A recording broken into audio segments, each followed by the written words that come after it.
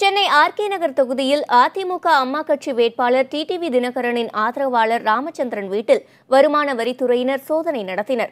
ஆயுதம் ஏந்திய காவலர்களின் பாதுகாப்புடன் நள்ளிரவில் இந்த சோதனை நடத்தப்பட்டது. வீட்டின் கதவில் நோட்டீஸ் ஒட்டி சோதனை நடத்திய அதிகாரிகள் சோதனை முடிந்ததும் நோட்டீஸை அகற்றிவிட்டு சென்றனர். அதிகாரிகளின் நடவடிக்கைக்கு அப்பகுதியைச் சேர்ந்த சிலர் எதிர்ப்பு தெரிவித்ததாகவும் கூறப்படுகிறது. இதனிடையே தனது வீட்டில் வருமான வரித்துறையினர் நடத்திய சோதனையில் பணம் எதுவும் கைப்பற்றப்படவில்லை என்றும் இதில் எதிரணி மற்றும் எதிர்க்கட்சிகளின் சதி இருப்பதாகவும் டிடிவி தினகரனின் ஆதரவாளர் ராமச்சந்திரன் தெரிவித்துள்ளார். அதே நேரத்தில் சோதனையில் ஏதேனும் சிக்கியதா என்பது குறித்து வருமான வரித்துறை தரப்பில் எதுவும் தெரிவிக்கப்படவில்லை.